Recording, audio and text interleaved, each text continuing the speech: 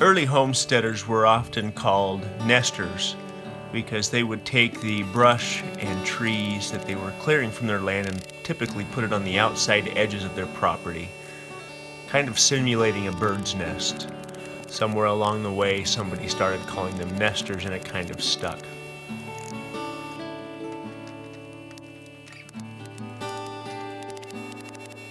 Early homesteaders often walked away from family and friends just to get a chance at a piece of free land that was their own land.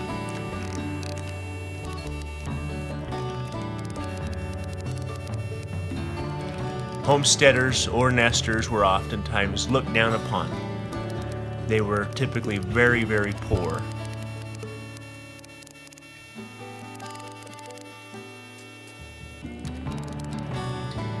Oftentimes, one homestead might be settled by 2, 3, 4, 5 different families.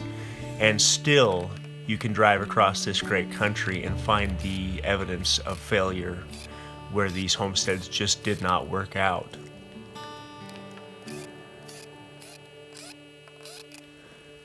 Now, I get to pretend to be a homesteader.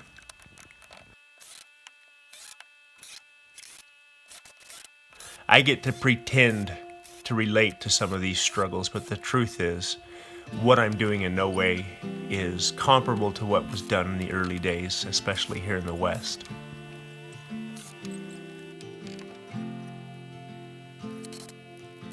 I love what I'm doing. As a matter of fact, I've never done anything in my life that was so difficult yet so rewarding. But that being said, I'm doing this with power tools and with tractors.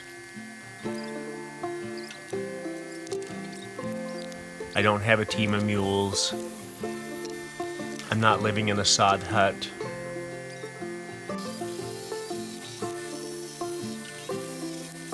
I'm not living off the food that I can grow on my land, at least not yet, although this is a goal for me.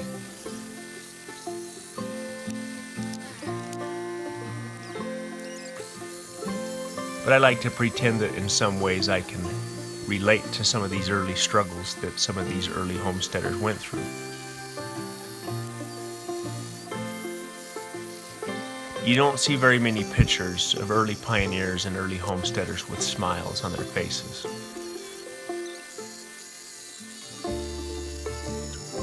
Their lives were often challenged with death and just tremendous struggle in a way that we probably can't even really relate to. On one side of my family, my great-great-grandparents took a boat from England to New York with the intentions of trying to make it out west.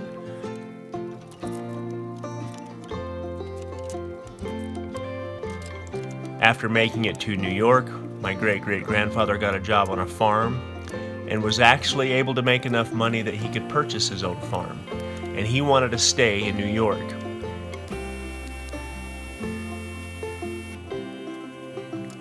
His wife had to remind him that their goal was not to stay in New York, but to get out to the West, specifically Utah.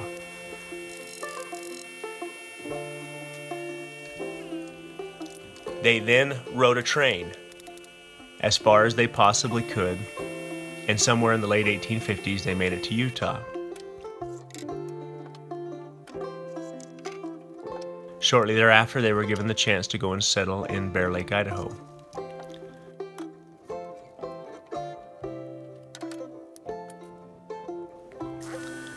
They then began this real struggle of homesteading, where they built a little tiny cabin, about a 15 by 15 cabin, where they had as many as 13 people living in it.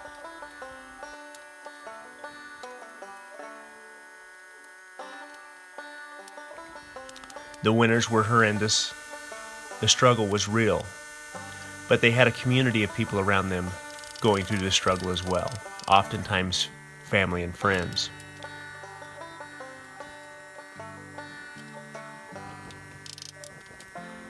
At some point along the way, my great-great-grandfather's brother settled in the same area.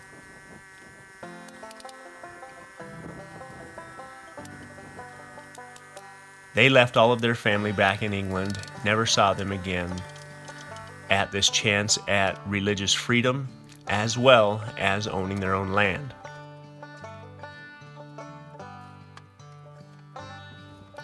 Ironically, my great-great-grandfather applied for this free land through the Homestead Act in every one of his children's name. So he eventually ended up with somewhere around 1,200 deeded acres.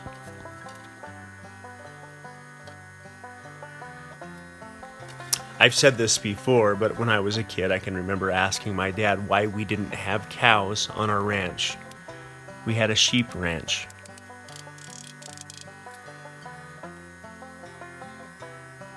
And my dad said because we were English. We didn't know cows. We knew sheep.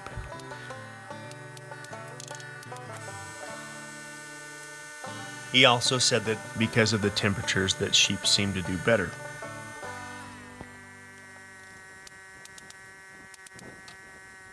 I think the word homesteading or homestead gets thrown around without the true understanding of what the early homesteaders had to sacrifice to develop their homesteads.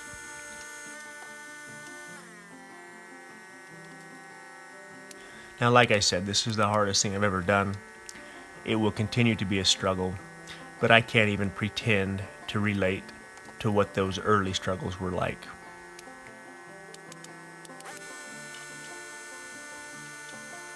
For whatever reason, these struggles seem to help me figure out really what's important in life.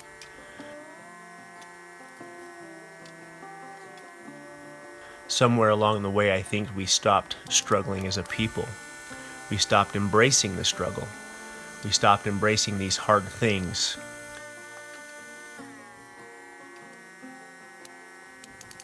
One could argue that we have a generation coming up that doesn't know how to struggle.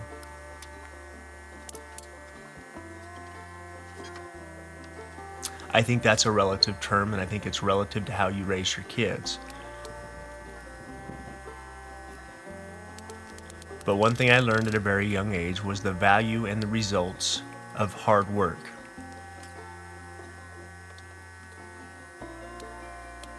My grandparents on all sides have a legacy of struggle, have a legacy of hard work.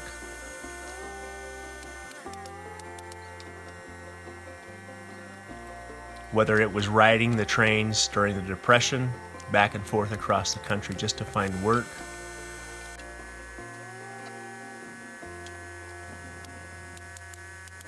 or whether it was trying to keep a herd of sheep alive during a winter storm.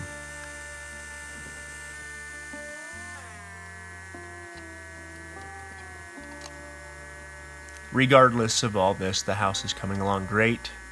It looks like I have just enough 2x12s to finish the rafters on this side of the house.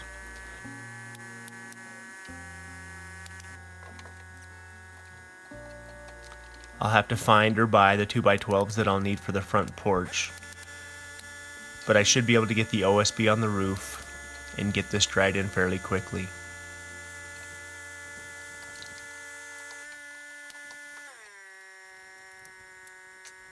The weather's changing, it's definitely colder, but I'm fairly confident I've got a window to get things done here.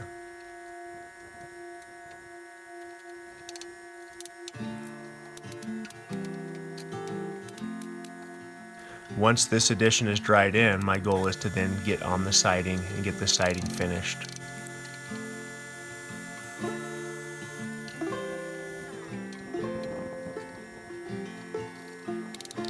At that point, it's just a matter of focusing on the inside.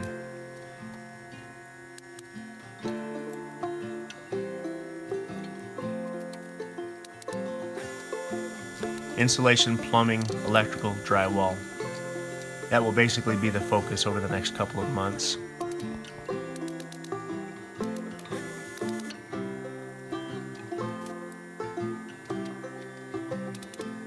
Now that we have a sufficient amount of gravel down this year, I'm ready for the snow.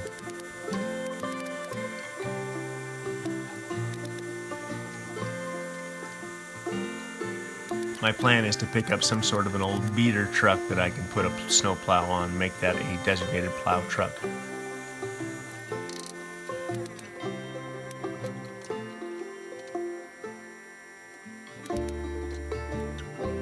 We can actually have a designated truck with chains on it, with weight in the bed, that's ready to go whenever we need to plow the road.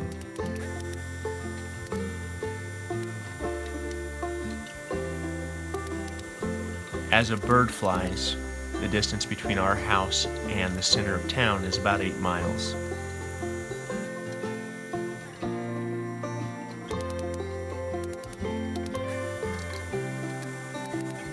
Right here in this particular area where I'm building my house, there is remnants of an old homestead. Matter of fact, there's remnants of a number of old homesteads.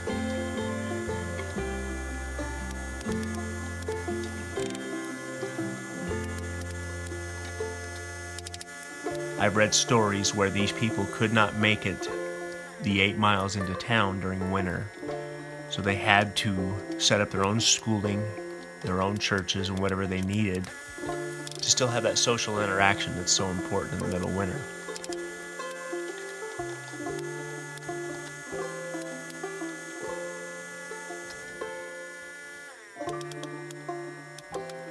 It's still going to be a struggle living up here. With the understandings that we have, I'm fairly confident we can do it.